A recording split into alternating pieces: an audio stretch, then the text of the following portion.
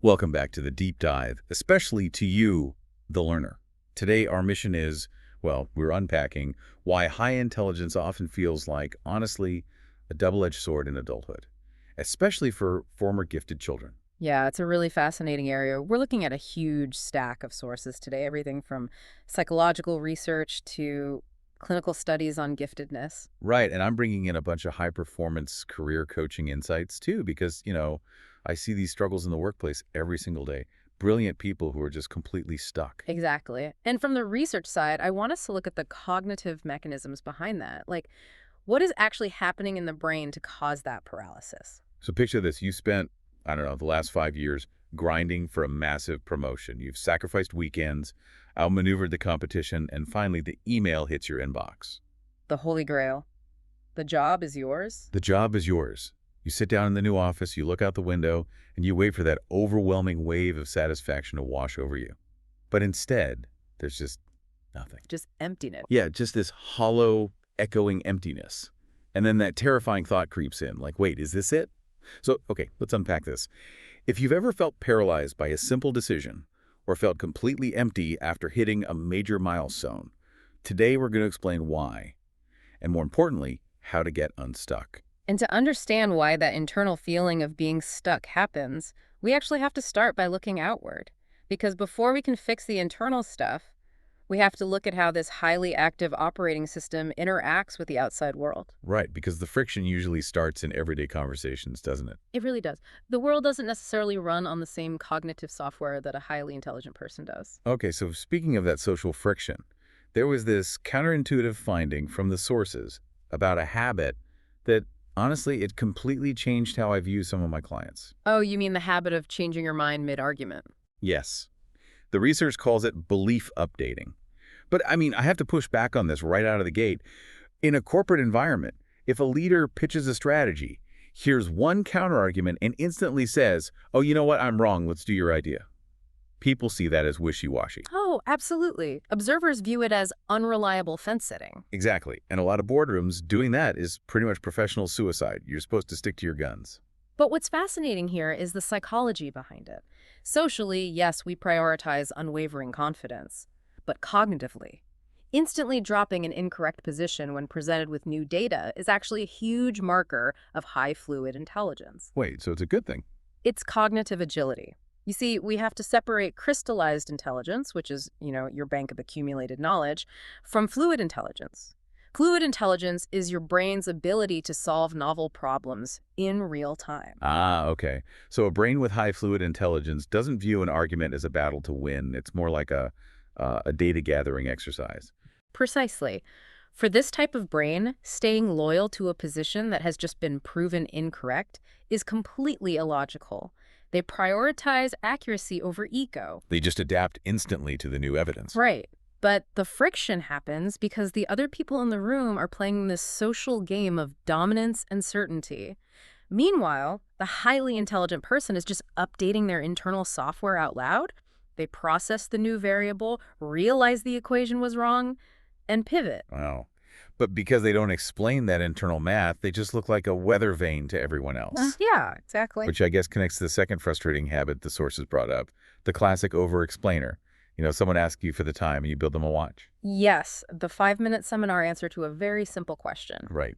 But reading the psychology behind this, I realized it isn't just social awkwardness. No, not at all. It's a documented cognitive blind spot called the curse of knowledge. Okay, I want to test an analogy on you here to see if I'm visualizing this correctly. Is it like, say you spent years building this intricate 50-story mental skyscraper, Okay, I like where this is going. and someone walks up and asks you where the lobby is. But instead of just pointing to the front doors, you start explaining the concrete mixture of the foundation. Because to you, you're dismantling the scaffolding from the top down. You have to explain the foundation because it supports the lobby. What's fascinating here is that your analogy is clinically spot on. That is exactly the curse of knowledge. Your brain literally overestimates what other people know. Because you genuinely cannot locate their baseline of understanding anymore. Exactly. When you master a complex topic, your brain undergoes actual structural changes. It builds these highly efficient neural pathways, but it essentially prunes away the memory of what it felt like to not understand that topic. So they assume the other person needs the architectural blueprints, because to their brain, the blueprints and the lobby are just inextricably linked. Right. And the tragic part is the intent behind it. Yeah, because the gifted employee thinks they are being super generous by sharing all this context. But the colleague just feels, well, overwhelmed or patronized. Which creates a massive intellectual disconnect in the workplace. The gifted employees feel like everyone else is slowing them down, while their colleagues feel like they're being lectured to. Okay, so that's the outward friction. But the exact same cognitive horsepower that overanalyzes a conversation also overanalyzes life choices, right? Oh, absolutely. That outward friction very quickly turns into internal paralysis. Which brings us to the burden of the label itself, the former gifted child. Yes. So former gifted children often spend their entire youth masking. They have this intense multi-potentiality, which just means they can become competent in wildly different areas very quickly. And they usually have a lot of emotional sensitivity too, don't they? They do. And furthermore, high achievement frequently masks neurodivergent traits, things like ADHD or OCD. Because they get good grades, no one notices they're struggling. So they're just constantly trying to conform to social norms to survive. Yeah, exactly. They tone down their vocabulary, they hide their intense interests, they mimic neurotypical communication. And trying to constantly conform like that creates what the research calls deviance fatigue. Deviance fatigue. Man, that sounds exhausting. They're just running a background program 24/7 just to appear normal. And running that program drains the prefrontal cortex. It completely exhausts their emotional reserves. Which leads to this really tragic detail from the clinical sources that I see in my coaching practice all the time.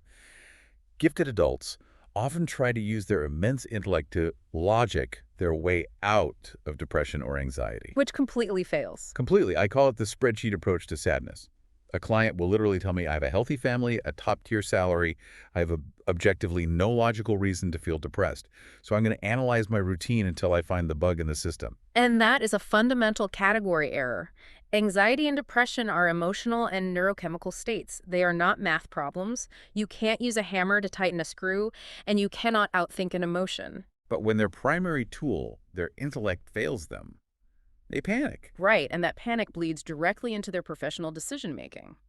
Which brings us to analysis paralysis. Okay, I have a question about this one. So, what does this all mean for their careers?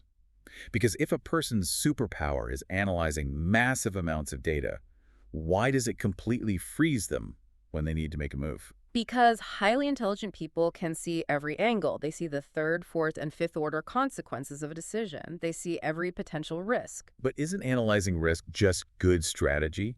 At what point does it become what the sources call the competence trap? It becomes a trap when the goal shifts from making a good decision to making the perfect decision. They fall into this trap because their perfectionism is actually just fear of failure wearing a three-piece suit. Oh, wow. So it's not really about having high standards at all. No, it's a defense mechanism. They desire the perfect solution because deep down, they fear that making a wrong choice will invalidate their core identity. Their identity as the smart one. Exactly. If they launch the wrong product or pick the wrong career path, they lose the one label that has protected them their whole lives. That makes so much sense. Yeah. If you never make a move, you never fail. You just endlessly research business ideas, or you stay in a miserable job because the devil you know doesn't threaten your identity. But here is the brutal irony. Even when these high achievers finally break through the paralysis and they actually hit their goals, The reward is rarely what they expected. Which brings us back to the scenario from the intro. The empty summit. the high achiever's paradox. Yes, they've won the trophies, they've built the empire, secured the fancy titles, and they feel completely empty. They suffer from the arrival fallacy, right? Right. The arrival fallacy is this false belief that happiness lies just beyond the next milestone. Like, once I get the promotion, then I'll be happy. But biologically, what's actually happening there? Why doesn't the brain just let us enjoy the win? It's because of the hedonic treadmill. When you achieve a massive goal, your brain gets a spike in dopamine. But the brain is incredibly adaptive. It rapidly adapts to new success. So yesterday's massive life-changing triumph becomes today's boring baseline. Exactly. The neurochemical reward evaporates almost overnight, and highly intelligent high achievers misinterpret this biological reset as a failure of the specific goal. They think, well, making VP didn't make me happy, so I guess I need to become CEO. Right. They confuse achievement with fulfillment. Achievement is an external metric, your status, your numbers, your title. Whereas fulfillment is an internal state, alignment meaning purpose. Treating fulfillment as a delayed reward that you get in exchange for performance is a critical category error. Here's where it gets really interesting to me, looking at my coaching clients. These leaders are suffering from what I call the expert's paradox. They think they are invincible because of their past wins. Oh, that's a great way to put it. It's like they're running on a treadmill, where the speed button is permanently jammed on faster. They aren't celebrating anything. They are just surviving. And when your entire identity is tied to climbing that treadmill, stopping feels like a threat to your existence. Okay, so we've diagnosed the illness. We've got an expired operating system built on finite games and perfectionism. And deviance fatigue. Right. So how do we pivot to the cure? How do we build a life we don't need to constantly escape from? The sources offer a redesigned protocol, and the first tool targets that crippling analysis paralysis directly. Defeating the brain's overactive security system. Exactly. It's called the 10-10-10 rule. I love this one. Walk us through it. When you are agonizing over a decision and catastrophizing, you force yourself to ask 3 questions. How will I feel about this choice in 10 minutes? How will I feel about it in 10 months? And how will I feel in 10 years? It forces perspective. It does. It actively kills catastrophizing because it pulls your brain out of the immediate panic response and forces it to calculate long-term implications. It shrinks the decision down to its actual statistical size, which leads perfectly into the second framework from the sources, the good enough framework. Yes, the shift from being a maximizer to a satisficer. Now, I'll admit, as a high-performance coach, when I first read about satisficing, I bristled. Telling a high performer to pick what's good enough feels like telling them to settle. I know, it really goes against their nature. But let's look at the cognitive math. A maximizer exhausts themselves seeking the absolute objective best option.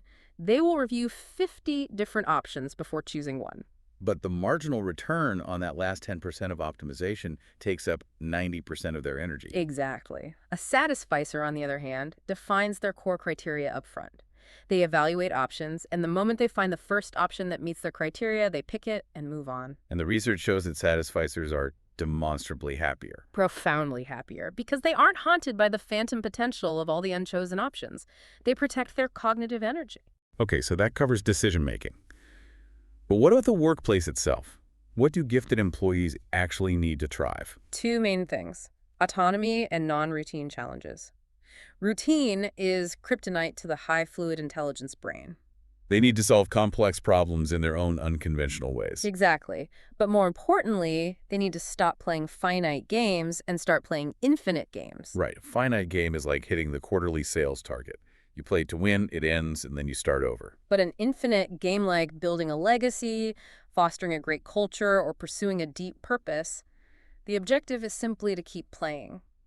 Highly intelligent people burn out because they treat their career as a series of finite games. The dopamine baseline keeps resetting. So if we connect this to the bigger picture, how does a listener actually apply this today? The clinical sources suggest starting with a fulfillment audit. You assess whether your current discomfort is actually data. It's data telling you that your career has shrunk to fit a life you've outgrown. Discomfort is data. I love that. Yeah. So what do they do with that data? You encourage minimum viable decisions. Instead of taking giant, risky leaps that trigger all that perfectionist fear, you run small experiments. So you don't blow up your whole life. No. You volunteer for a new project, or you start a small side hustle. Just test the waters. Wow. Okay, let's recap the journey we've been on today. We started by looking at the social misunderstandings, like how belief updating isn't flaky, it's just fluid intelligence, and how over-explaining comes from the curse of knowledge. And then we explored the exhausting internal traps, the deviance fatigue from constant masking, and the total paralysis that comes from the competence trap. And we faced the hollow victory of the arrival fallacy. But, we also found the way out. Using the 10-10-10 rule, embracing being a satisficer, and running a fulfillment audit, reminding ourselves that discomfort is just data, not a sign of failure. Absolutely. And I just want to offer some calm reassurance here. If you are listening to this and you're feeling stuck, it is not because you aren't smart enough. It's actually the opposite. It is precisely because your brilliant mind is working exactly as it was trained to. It's protecting you. It just needs a new definition of success. I think that's the perfect note to end on. But I want to leave you with one final provocative thought to mull over. You spent your whole life protecting the label of being gifted. It's a heavy label. It really is. Yeah. So what if the ultimate form of belief updating, literally the smartest thing you could possibly do right now, is to completely drop that label? Huh. What if you finally gave yourself permission to just be a beginner again?